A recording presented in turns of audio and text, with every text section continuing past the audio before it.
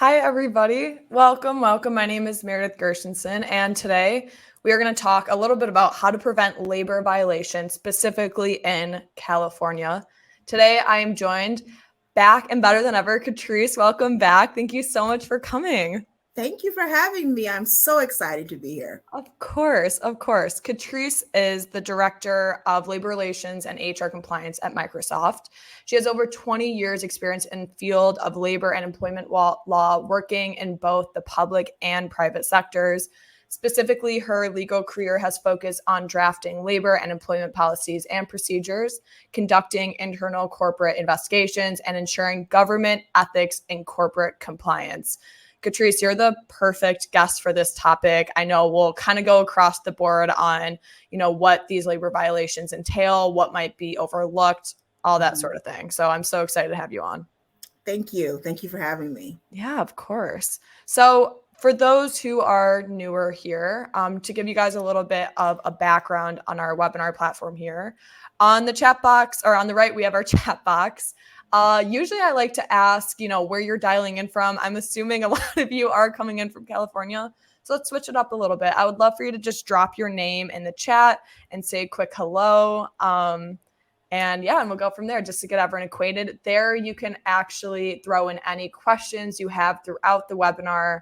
I will be sure to tag those questions and we will have a live Q&A with Katrice at the very end. So feel free to drop in where you're coming in from, your name. Awesome. This is great. Hello, Katie, Samantha. Hello. This is awesome. Feel free to get acquainted with that. We also have a couple poll questions throughout the webinar as well. Those are just going to pop up right on the bottom left of your screen. It's really a great way for us to be able to interact with you all. Be sure to kind of see where everyone's heads are at. So feel free to interact with those poll questions for us. And we do have a little goodie bag from Katrice, and we thank her so much for that. We have an awesome handout, a PDF on the 2023 California labor laws. It does a really good job of summarizing these laws for you in one, comprehensive PDF form. There's also a contact card for Katrice to hit her up after the webinar, ask any questions you have for her. So I will be sure to hand that out at the very end. We also have, for those that are watching this live, I'm excited to offer those PDC credits for both SHRM and HRCI. So again, I will be shouting out those PDC IDs at the very end of the webinar. So be sure to hang in there. If you have any questions regarding them, email me at meredith@workforce.com. I'm happy to help you out there. And finally, to give a little background on workforce.com, we are an HCM software that specializes for businesses with hourly staff. And really, we run these webinars to present our learnings and our own data from our clients. Awesome. Okay.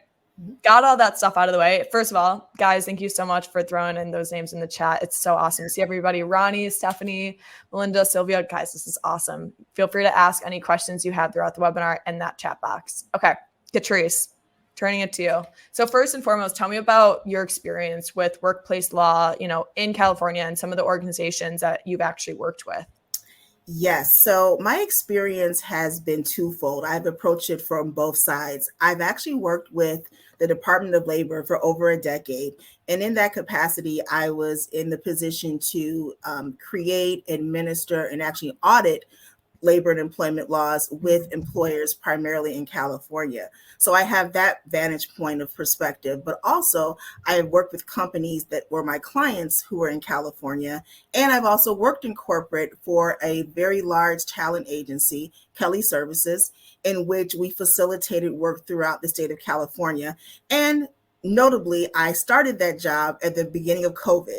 So I came into that role. Wow. Administering labor and employment laws, and then saw very quickly how things can change and had an accelerated viewpoint of how to administer these policies and procedures. So today, luckily, we're not in that position anymore. So I'm going to speak from a place of being able to plan better than the COVID, crisis mode, but also how to handle those things as well. We had a year ago, I would say we actually had a webinar on California specific labor laws and what that means, how to stay compliant. And the guest that we have said something along the lines of, if you're remaining compliant in California, you're remaining compliant throughout the entire nation. Absolutely. California is notorious for having these insane labor laws. So, we're going to go into that and, dive right in. First and foremost, Katrice, I'm interested on your experience with shift-based or hourly workforces. What does that look like for you? Sure. So I've worked with many companies that have this type of work model. Primarily, a lot of them have been in the restaurant, fast food industry in California, but also healthcare and transportation and construction as well. Got it. Awesome. So in your opinion, what are some potential future trends or even changes to labor laws that HR professionals, specifically obviously within California, should anticipate?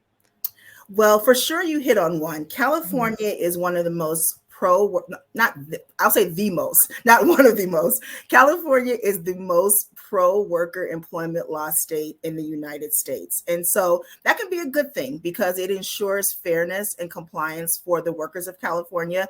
But that does put an extra burden on the employer to have a higher set of standards and rules that they have to adhere to. So I believe that we will continue to see more of that in California. That is not a trend. It is something that is consistent, is going to remain. I believe also coming out of COVID, we're about, 3 years out of that. So now we're going to start seeing, and we are seeing more compliance enforcement, audits from the government, because when COVID came, there was a bit of a understanding that, they were going to lax on, audits and procedural, investigations. However, they are ramping those up now just to get back into, compliance with those, since they weren't doing them so much during the COVID time. And then lastly, one new trend that I want to talk about is, which I'm sure a lot of you may have heard of, is the Fast-Food Franchisor Responsibility Act. That is very new, and that is a really hot topic that is going on now. And I think that could possibly create a trend as well. Yeah, I mean, the Fast-Food Responsibility Act is actually kind of what kicked off this, webinar itself. We were like, okay, this is something that we're hearing a lot on our end, on HR is struggling with this. It's like hard to keep up with the measures that are in place, what the workers are needing. And also workers are, frontline staff are really educating themselves on what they deserve, what their rights are. And it's amazing. And obviously it's amazing, but it's also really tricky for companies to be able to dodge that sort of thing. So it's hard. It's really interesting. I quickly wanted to turn to this first poll question I dropped in. I asked, what are the top challenges you face in complying with labor laws? Select all that apply. And it's all over the map. Majority are saying navigating complex regulations, overtime and meal break compliance, misclassification of workers. We even have paid leave policies, employee retention. Is that all kind of falling in line, Katrice, with what you're seeing with your own work?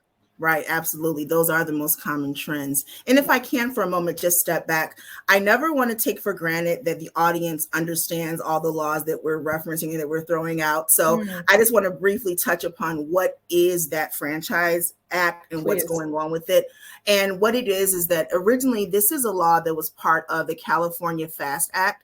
And it was then taken out of that act and introduced separately in February. And it has now passed the state Senate in June of this year. And essentially what this act does is that, as you guys may know, that the way that franchisors and franchisees are set up, they are independent of each other and they are essentially their own business, if you will.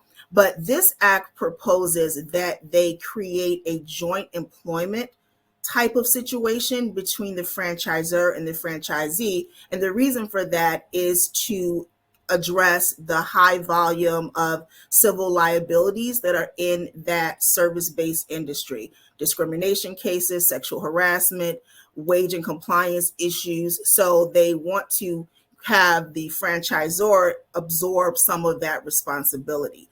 Now, the way that it stands now, and this is how all laws are in California and other jurisdictions, is that the minute something is introduced, it doesn't become a law right away, which is great because that gives employers time to ramp up, evaluate, and see how it will impact their business. So this particular law, as I said, just passed the state assembly in June, but it has to now go to the state senate. And then if passed there, it'll go to the governor's office. So the pros of this law, a lot of people say, well, if it's in line with California's model, right? This pro-worker, enhanced landscape. But other people who say that it's a negative, they say it takes away the independence of the franchisee owners.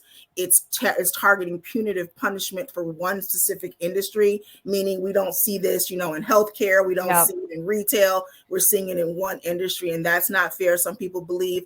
And also, it could potentially limit the franchise operation in California, because if they have these very strict laws, might some franchisee, sorry, so lose my voice there. Some operations may decide that they don't want to come to California because the laws are just so strict and they don't want to deal with it. Sure. So we're not there yet, but that's something that could potentially, come down the line. Would you say, we talked on a little bit how this is obviously impacting a very specific industry, a sector of the hospitality industry. Would you say that this can possibly go into retail, manufacturing? I've been in this business for over 25 years, so I never say never. Yeah. There are so many things that I've seen that were landmark cases and landmark rules that we thought were written in stone that are now have been overturned, and we're going in a new direction. I will say that there is a meeting of the minds between law and between business. And so that's always evolving and it's always growing and changing. So my point there is that you really could see this evolve in any industry. Sure. But the good thing is that these things don't happen overnight. And with proper monitoring and proper review and planning, I think any employer can navigate this and come out ahead of it. I love it. It's a hint of optimism, which I love. So that's great to hear. Yes, I'm really optimistic. In your line, I swear, like in this line of work, I swear it's hard to remain optimistic. So I appreciate that. Also, Katie in the chat, thank you so much for your question. I'm going to tag that and we will be sure to get around to it at the very end. First and foremost, we obviously went a little bit niche with already on some of the labor laws. Let's start broad. Let's backtrack a little bit, specifically going into wage and hour auditing. So what are some of the key California labor laws and regulations that HR should be aware of regarding compensation for shift-based staff? Okay. So in the interest of time, that's one of the issues that I address in the handout because there are so many, and I didn't want to just run through them rapid fire and have people not really retain the information. So Sure. The handout that you're going to be provided has a more detailed list, but I'm going to hit on now the top ones or the most common ones. Beautiful. For sure, I believe one of the top laws would be the California 4-hour minimum shift law. That is very unique to the state of California. And essentially what that speaks to is that workers who normally work an 8-hour shift are guaranteed 4 hours of minimum pay for any day that they are scheduled to work or could have worked. And where this nuance comes in is that also relates to employees who are required to call in, report in, text in, and just, check in to see if work is available. If they are required to do that, and even if the work is not available, they are required to receive 4 hours of pay. And that also speaks to employees who are coming into work and it's slow and they're sent home. They are required to receive 4 hours of pay. So that's something that is very unique to California that needs to be addressed and monitored. There are the overtime laws, and the overtime laws are pretty much the common sense things that we know as far as, if you work time and a half, double time. But I think the unique thing there is that what qualifies for work hours and what's unique about that. And when you understand the very nuances and a wide range of things that qualify for work hours, that then pushes time into overtime. So for example, if you are holding mandatory meetings, if you are having individuals, report in before work for, 15 minutes for a quick, chat about a project, all those things go towards work hours, and that pushes into overtime.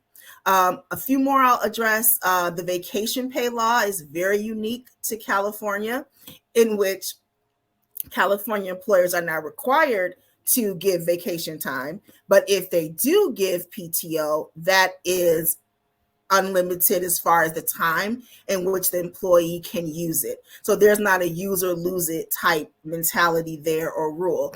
That is something that the employer will always have access to under California law. And then the last one I'll speak on is the meal and rest periods. We'll talk about it a little bit more in detail later in this webinar, but that is very unique to California, very nuanced, and has a high level of penalties associated with it. So those are the top eye-catching things I think you need to be mindful of when working with labor law in California. I'm thinking I want to actually go through some of these questions because I know that they'll probably be caught up in the weeds later on. And I want to make sure that as we're kind of going through this, people are getting their questions answered. Sylvia quickly asked, what if there's a pre-planned plant shutdown? Okay, so if it is a pre-planned shutdown, depending on the specifics of the shutdown, that might be outside of the scope of this because that is something that is outside of the control of the employer and it's pre-planned. So it probably would not qualify for that. And we saw a lot of that in COVID. And we saw the government took the position that they did not have to pay in those instances. So these are more so, excuse me, instances like on a daily basis where things are popping up or the work is slow or it's being decided, as you go type thing. Those are instances in which the employee needs to be compensated. And I also saw another question regarding the timing. I think it was, what if the shift is less than 4 hours? That's a great question. And it does apply to individuals who work less than 4 hours. So if the shift is, 8 hours. If the shift is 4 hours, then it's a guaranteed minimum pay of 2 hours. Now, of course, there are many different varieties. What if, you probably wouldn't have a 1 hour shift, but I'm probably not that low. But the takeaway here is that it's not a 8 hour, 4 hour only thing. So when you're getting into a situation where it's less than 8, you should always check with your HR or legal counsel specifically to see what qualifies. But the higher level overview there, takeaways that just don't write it off because it's less than 8, because it might qualify. Okay. Hopefully to Lisa, Monica, and Katie, hopefully that answers your question just regarding that, time aspect on 4 to 8, what that looks like. Feel free to drop in questions if you guys have any more follow-up, but we're going to continue on. So in terms of auditing, how frequently should HR be auditing their wage and hour policies, procedures, all that good stuff? Because I know that these laws do change a good amount. They're coming out a lot. So how often should it be audited? Absolutely. Great question. So I think the first thing you need to look at is the size of your company. The size of your company, and then the different locations that your company represents throughout the United States. So I'm going to speak to the smaller companies who might have one location. And then also, like, for example, when I worked with Kelly, we were a large nationwide company who had offices throughout all the jurisdictions of the United States. If you are that type of company, then you need to audit more often. The larger you are and the more wide-reaching your scope of work is, the more often you need to audit, simply because you have more people, you have more employees, and so it's more chance for error. So for those larger companies, my recommendation would be quarterly audits to engage in some form of audit on a quarterly basis. This would be a more comprehensive audit. It would target more specific problems, and also it would allow you to target the specific areas that you deem problematic. So for example, if you're a nationwide company and you have offices in California, but you also have locations in North Dakota, not to target California, but you probably are going to have more issues coming out of California than you would the other location. So you would want to specifically target that location for more frequent audits. Also, if you are in a company that has multiple types of business or multiple industries. There are some industries that are more commonly known to be problematic for wage and hour compliance violation issues. So you would want to target those areas. So when you have quarterly audits, it allows you to have more variety and to switch it up a bit and to cover a wider net. And also, when you have these quarterly audits, there's more time to specifically address what the problems are that you're finding with the specific HR managers, the direct line managers, and the employees, instead of having a wide scope, company-wide audit. So larger the company, quarterly audits. So if you were a smaller company, then I would say it would be fair to have an annual audit. Now, that doesn't mean that we're going to have a lower scale audit just because it's annual. It's just going to be more limited because it's happening once a year. But the same rules would apply. You would still follow the same procedures for an annual audit. It's just the frequency and the scope that would change. I love that point on the bigger the company, maybe more often auditing should happen. I think this first slide, let me pull it up really quickly. Mm-hmm. This first slide we got here is really good just in terms of looking out for those risks, looking out for maybe those triggers or events that occur and maybe even prompt hey, maybe we should schedule an audit, even though we haven't necessarily hit that quarterly audit mark again. So Katrice, my question for you is, are there any specific triggers or events that should prompt HR to review and update these wage and hour policies, maybe even more frequently than they've scheduled? Sure. For sure, I would say legislative and judicial updates. That's a leading one. Sure. So even though we're talking about quarterly audits and annual audits, if we know something huge is happening, in the court system or in the legislature that's going to impact our industry, we're going to step outside of that traditional time set for the audit, and we're going to address those as they present themselves. I would also say a trigger would be complaints from HR management and employees. So if we are experiencing, workplace violation issues and complaints that are arising that cause us to need to look into a specific office location or jurisdiction, we wouldn't want to say, well, we're not scheduled for an audit until January. We need to look into what's going on in San Diego, because we're getting like all these complaints about people not getting paid on time or not getting their pay stubs or whatever the case may be. So I would say for sure complaints, internal complaints, and outside legislation and judicial updates would be those triggers. I want to add on a little tip, and this is something I actually use personally. I actually have a Google search alert set for words like employment law, wage and hour, labor laws, that sort of thing. And it's a really good way to stay on top of those big changes, those big alerts that are happening in the news. Here, I actually looked up a quick article on how to set those alerts if you guys are curious. And it actually just sends a little comprehensive list of all the articles compiled from the day that hit those trigger words, and it sends it directly to your email. It's a really good way to stay on top of those ever-changing laws. So yeah, if you're, specific to like Lisa in San Jose, if you're specific to San Jose specific laws and there's some sort of change in the legislation, you can set an alert for that. It's a really awesome way to stay on top of it. But yeah, my question kind of actually feeding off of that, Katrice, how does technology, assist in monitoring and auditing, these compensation practices, maybe in anything that you've seen firsthand? Well, for sure, you just touched on it briefly, technology and automation. Yes. Automation is the friend to compliance in the workplace. You have to have automated systems.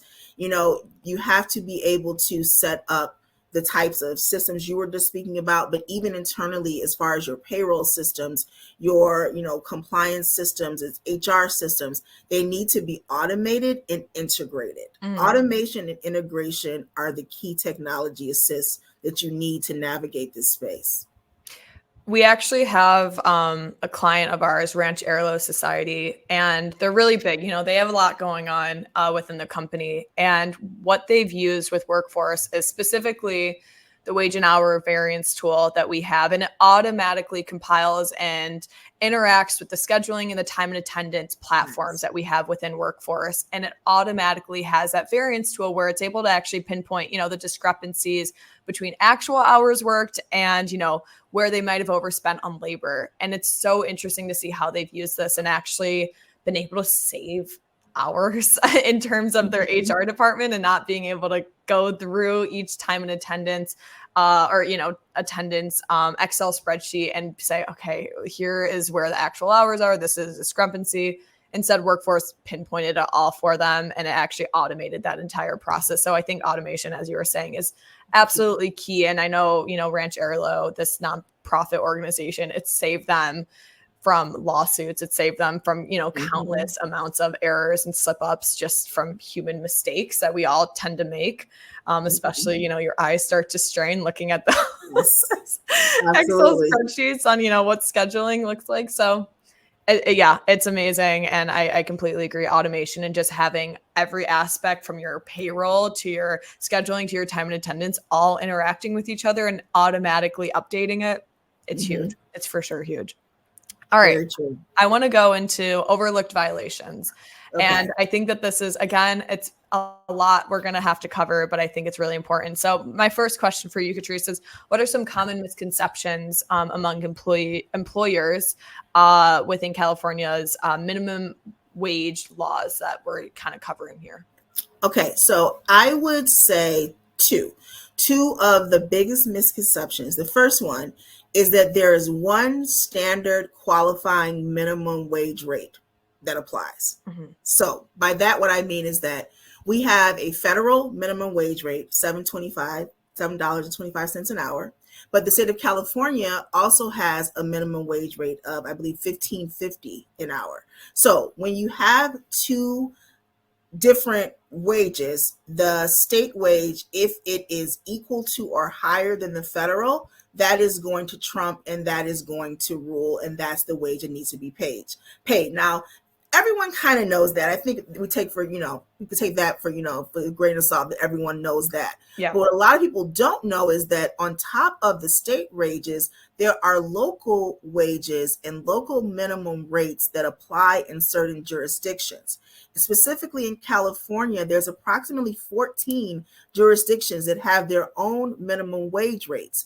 And just off the top of my head, San Francisco is one. Let me see, it's $16.99 an hour, I believe. San Jose, Berkeley. Those are just a few of the locations that have higher wages than the state of California's wage rate. So the misconception is that there's just one wage that applies. So you can have a workforce and you can have a company that is getting a variety of different wages all in one state, especially in California. So I think a lot of employers realize, well, I get there's different minimum wages for different states, but if you have offices and locations within that same state, you're going to possibly have varying wages to stay on top of.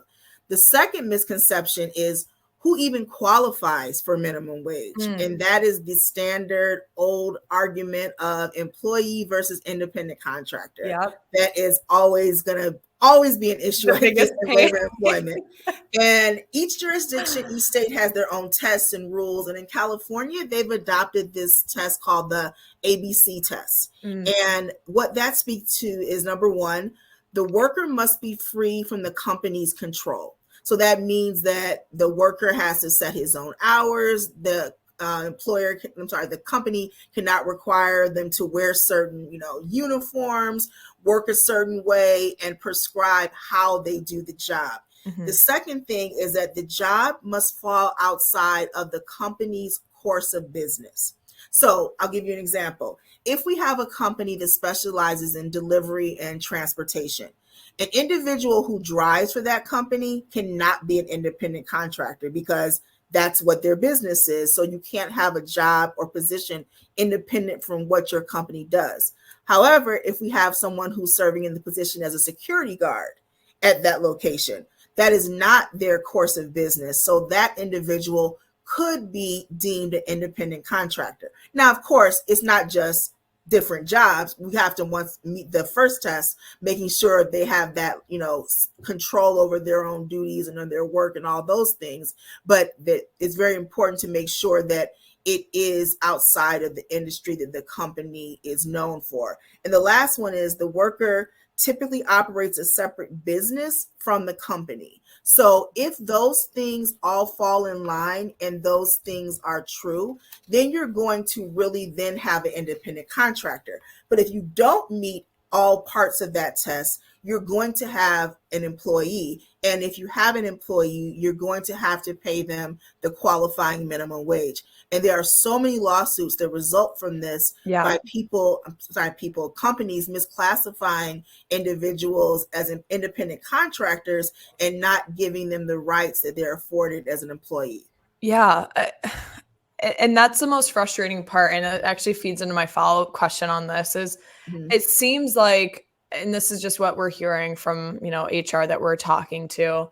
It seems like a lot of these lawsuits, these potential lawsuits, these risks fall into the misinterpretation of a lot of these laws. And a lot of these companies obviously don't have necessarily the size or the finances to actually have someone on board to talk them through HR compliance principles and procedures and issues and updated laws. And it's just a lot of HR doing their best in interpreting and analyzing these laws. So how can HR better ensure that they're actually interpreting and implementing these regulations correctly? Yes. And to speak to that point, let me also say, during my years at DOL, you would be so surprised that the majority of the employers that are violating the laws really were not trying to do so. Now, of course, there were those egregious employers that you hear about in the news and that you hear, about in the court cases. There's their handful of those for sure who were trying to manipulate the system.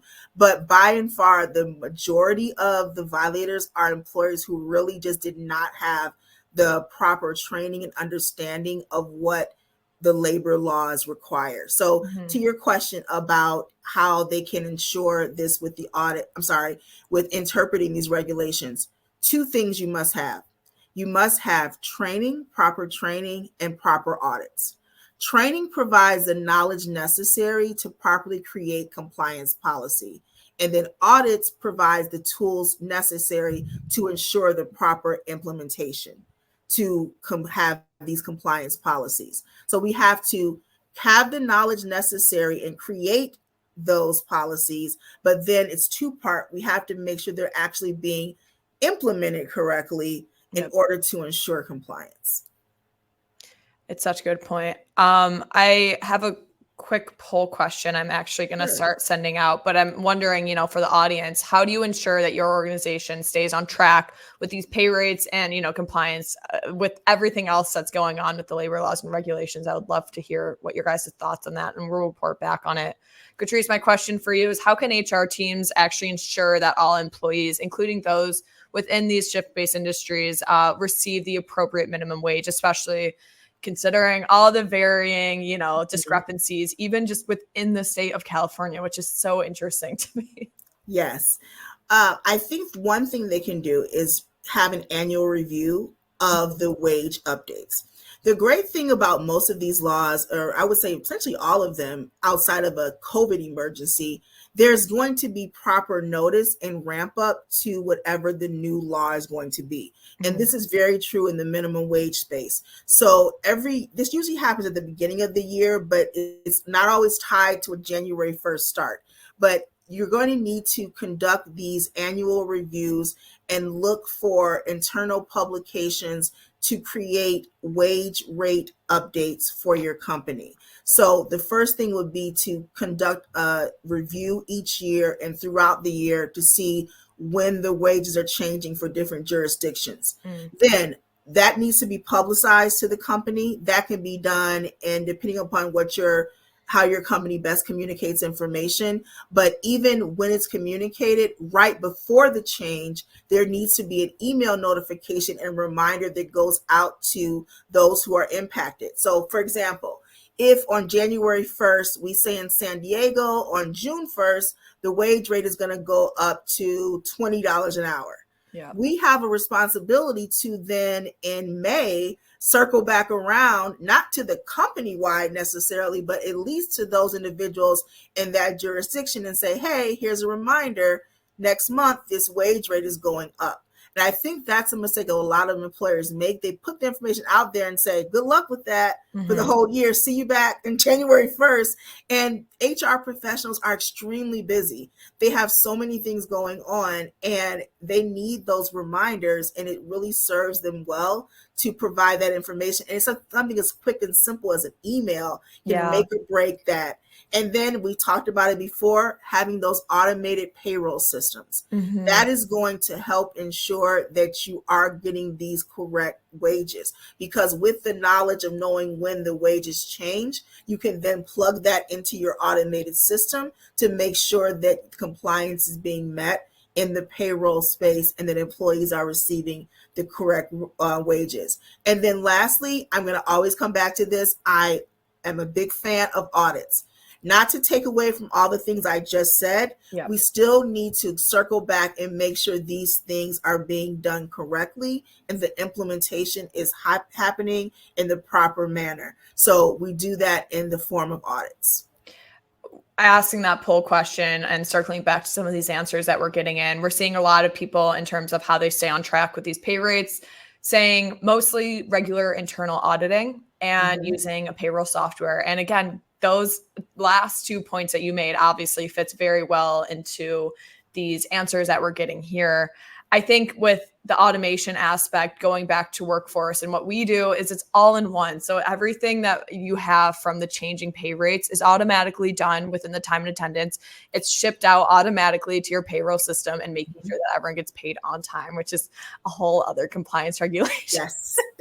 Yes, in California. So it's all automation, though. It is all automation. And as you were saying, the majority of people that are facing these lawsuits, of companies that are facing these lawsuits, aren't intentionally trying to get in those lawsuits to begin with. It's like doing taxes, right? It's like getting, flagged by the IRS and you're like, I swear I didn't know, like there's just so many boxes to fill out.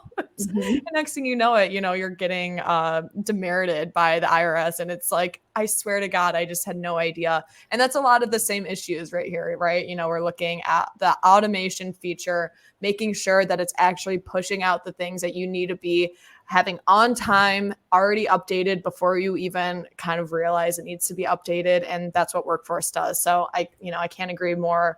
Actually, it's interesting. We're getting a couple answers on training and education on how your organization stays on track with pay rates. For those who are saying training and education, I'm curious, what that looks like within your company. I would love for you to drop in the chat on, what those education protocols actually look like just amongst your managers, HR, whatever it might be.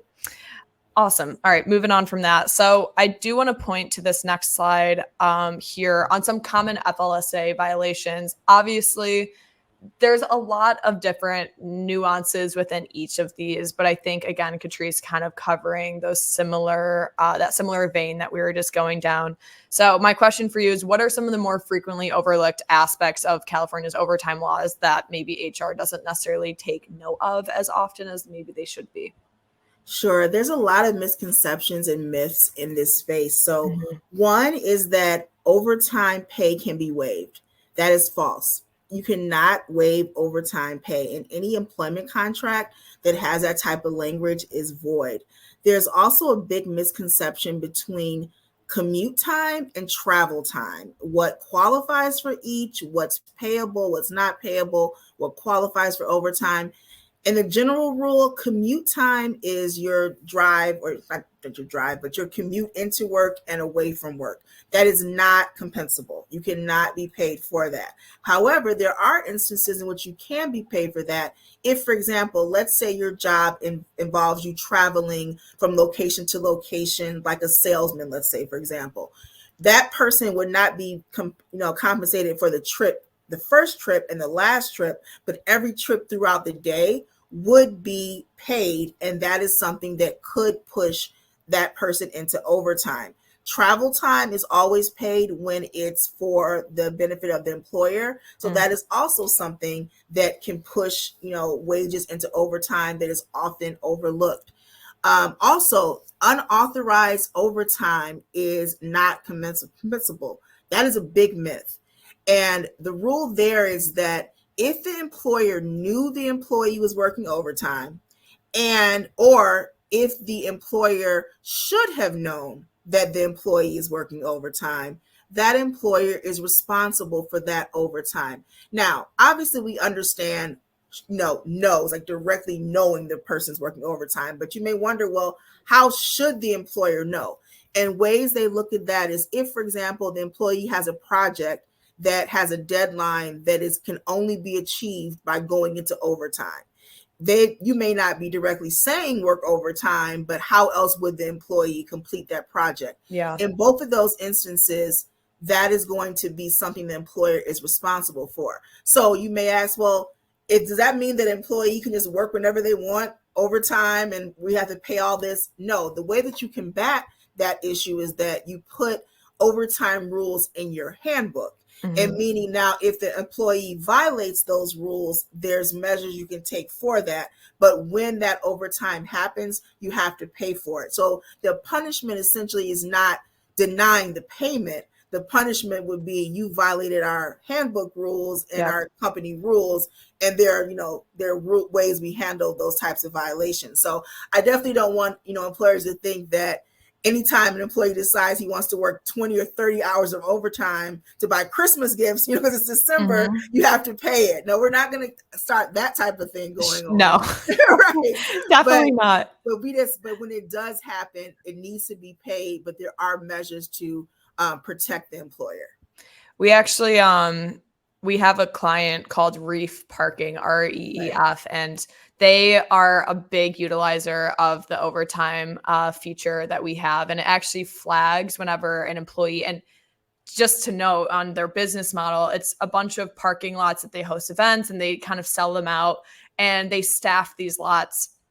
A lot of locations, so to speak, a lot of employees everywhere. So making sure that they're actually on top of their overtime policies, and they're all over California too. So kind of where they are, where the parking lot is, which area code, so to speak, it's really hard to stay on top of. So actually what they do, workforce, is they actually have automatically flagging managers when an employee within a certain area code of California goes overtime, and it flags the manager, lets them know, hey, Eric over there has gone overtime and he is about to break this compliance law. So it's automatic. It, tracks it all within the system. It's great. And, that's just a little, background on how workforce, how automation can really help that and actually avoid some serious lawsuits in the long run. One other quick one that a lot of people are not aware of is the role that substantial prep work plays into overtime. Yeah. And by that, I mean, if you have a position that requires you,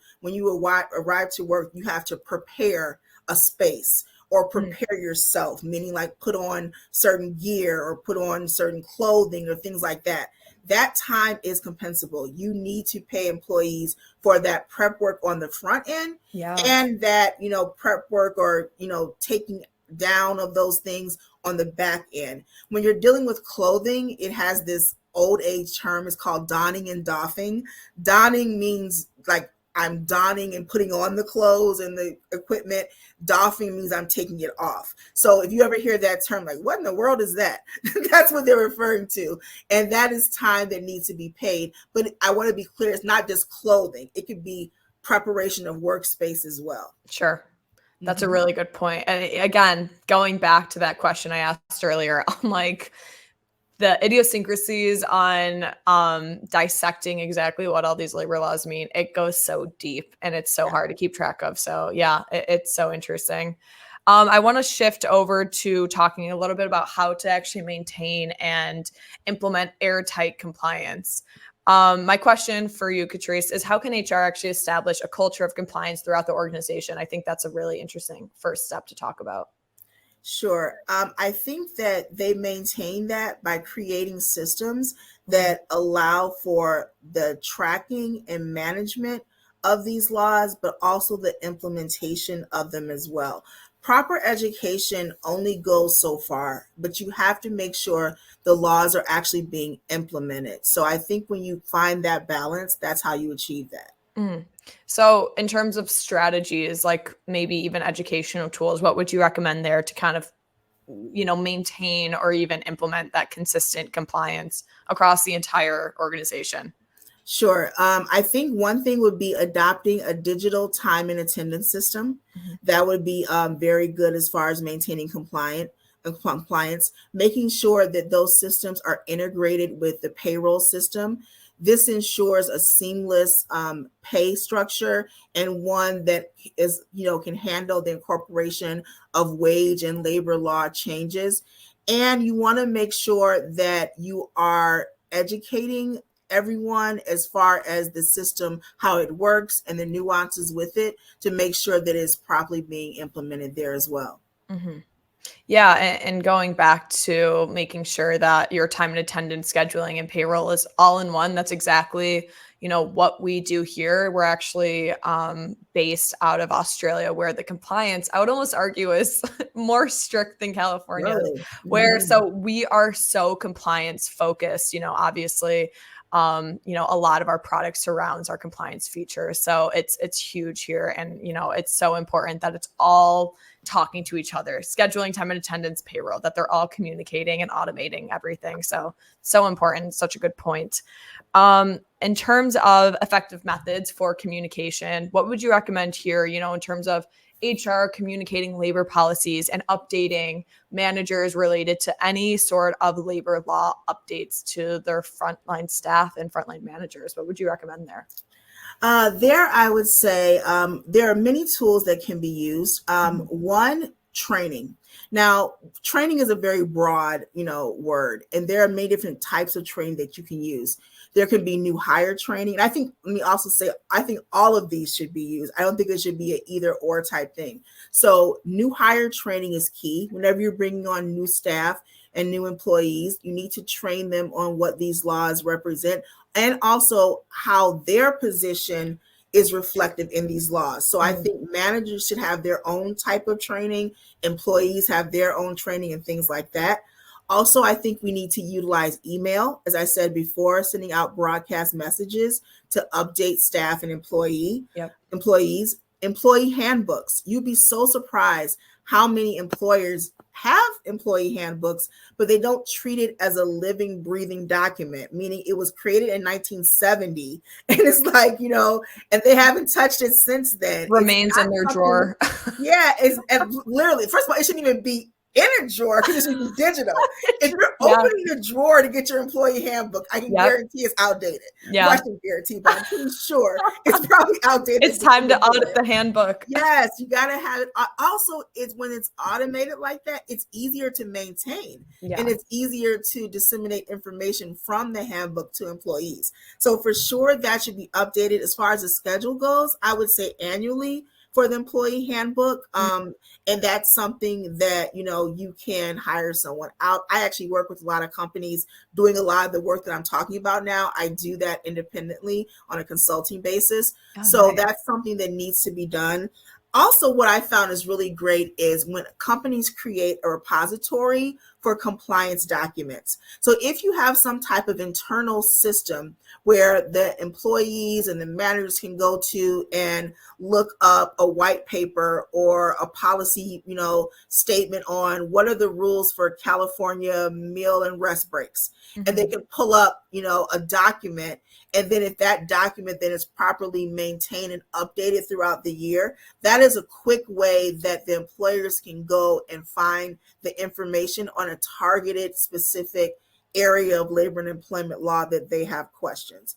And one last thing that is really a little bit more advanced, some companies may not be prepared for this, would be having a dedicated mailbox for labor and employment issues. When I worked at some of the larger companies that I was with that had these compliance roles and compliance departments, we created a dedicated mailbox where HR individuals could email in their specific question, where they can say, look, I understand what the minimum wage rules are, but let me tell you about this specific case. And what do you think about this particular case? And we would then have a staff, not a large staff. We actually devoted one to two individuals who would man this mailbox, and then they would take turns answering those inquiries, usually within 24 hours. So you can create that space within your company, or you can even have an independent consultant create that relationship with your company where that's being done as well. That is so smart. And yeah, I think it's really cool to have something within, easy access. Whoever's managing it could be HR, it could be an external consultant, whatever it is, having that all in one place and saying, here's access to this mailbox, here's what we need help with.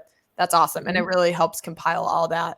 In terms of the handbook, I wanted to shout this out. We actually just released a really cool feature that is within our onboarding and training feature on having a digital handbook just within the phone app that we have for our employees. And it's easy access. Like you're saying, it's digitalized. It's awesome. It's easy to update if you hopefully are doing at least a year-to-year basis.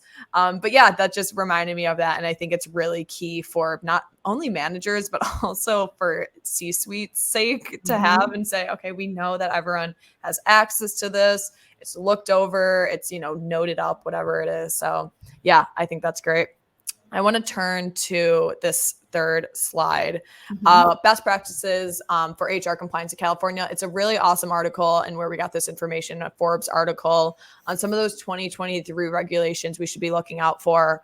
Katrice, my question for you is, what steps should HR teams take to actually conduct these regular audits and monitoring compliance with labor laws within the organization?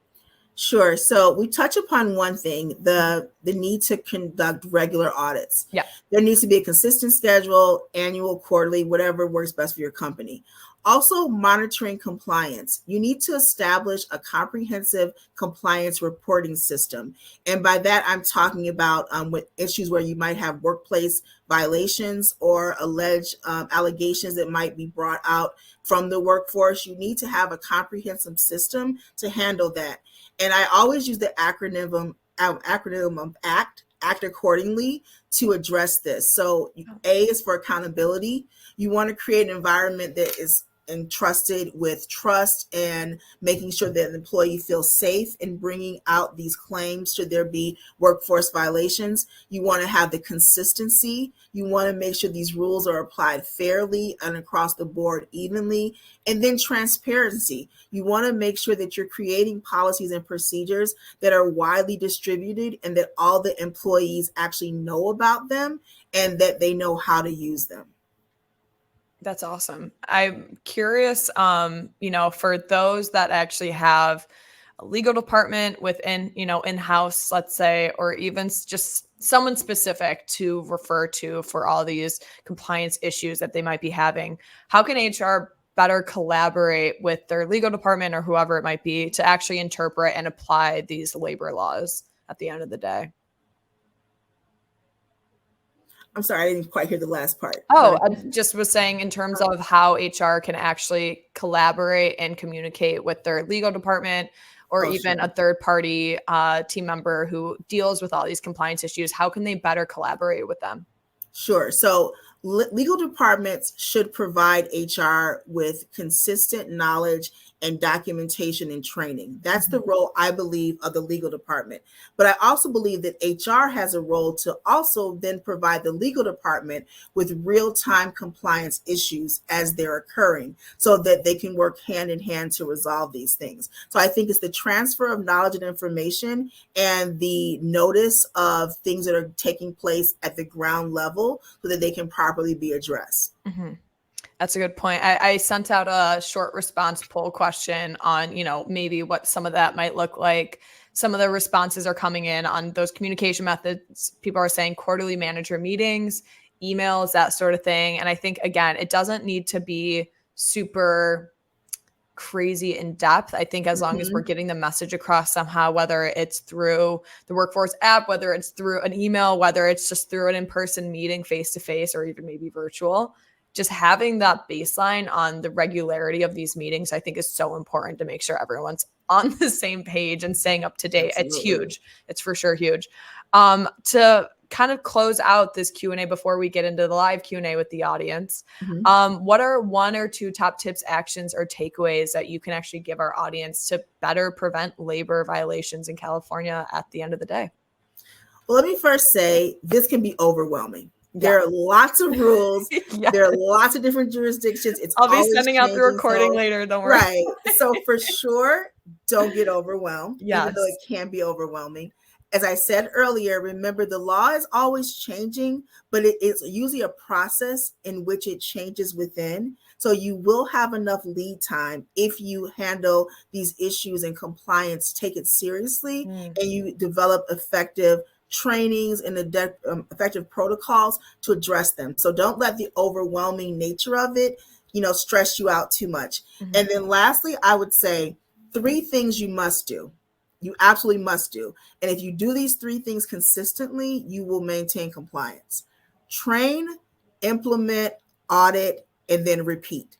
What we see a lot of times is that we'll have a company that might do one. They might do the training, but they don't really implement the training. They don't really follow through on it. And then they never check on it and then do the audit. They're not successful. Or maybe they'll train, they'll implement, but they never check on it. So they're missing the audit piece. They're not successful. Or maybe they'll do all 3 and say, check it off, like we have our handbook in the drawer since 1970. We haven't done an audit, in like 5 years. So we don't know if this is really working. So my biggest takeaway would be train, implement, audit, repeat.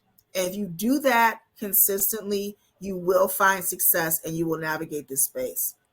Train, implement, audit, repeat. You guys heard it here first. That is awesome. Thank you so much, Katrice. I want to quickly dive into some of these questions that we have in the chat. Katie L. at the very beginning of the webinar very patiently asked when we were talking about the franchise law at the very beginning, she asked, would that be the same for licensee properties? Okay, so by that, what does she mean specifically, licensee properties? So I'm not quite sure what she means. I believe, and Katie, feel free to correct me, I believe this is just in reference to that fast food franchisee law that we were talking about at the very beginning, and wondering here, let's see, I believe, wondering if that maybe would be a similar outlook, similar case for licensee properties. Oh, I see. So, there are so many different nuances with this. It is hard to speculate exactly, not to kind of put off the question, only because the law is not in its final format yet.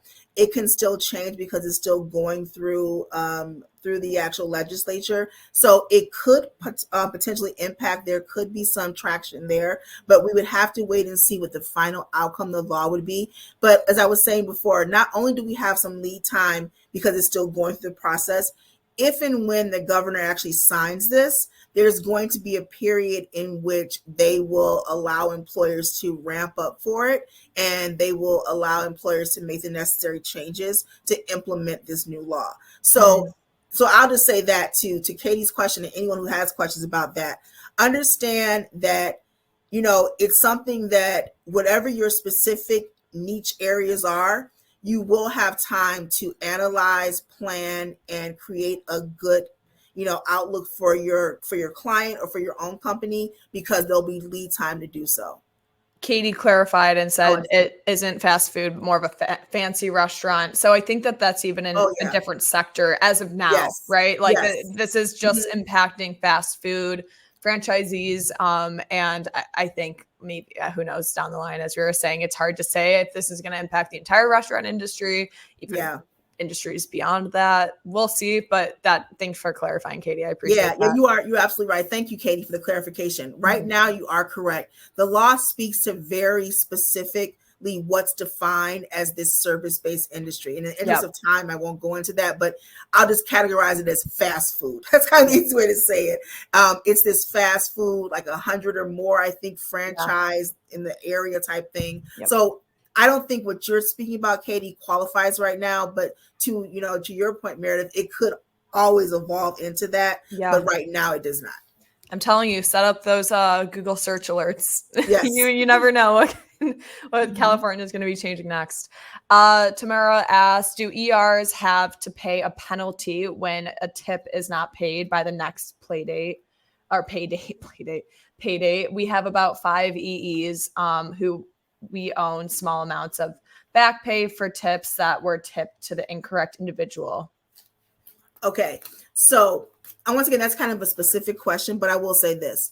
As a general rule, the law allows for understanding that mistakes can happen, or that, payment, payroll, payouts may not happen. But I will say, as a general rule in California, they need to be rectified quickly. Upon what type of mistake it is will determine how quickly it needs to be rectified. There are instances in which you need to sometimes like cut a check right now to resolve it. Other times it can be handled on the next cycle of the payroll. So we would have to look at the specific nuances of what happened in that situation, and the different, things that were going on to determine specifically how it would be handled. But to give you a general just rule in this webinar, as quickly and efficiently as possible is what needs to be done with these issues. Mm-hmm. That's a great response. Sylvia asked, we are on a accrual basis, but employees cannot use it till 6 months of employment. Upon termination, would we need to pay out the vacation that were unused? I understand that vacation hours are considered as wage, unlike sick hours, but since they are not able to use it till 6 months upon employment, does that change the dynamics of needing to pay out? Oh, that's a great question. Mm-hmm. So I would say we have to look at what is the status of the employee when they are terminated or they quit. Meaning, like on that day, what PTO time do they have access to?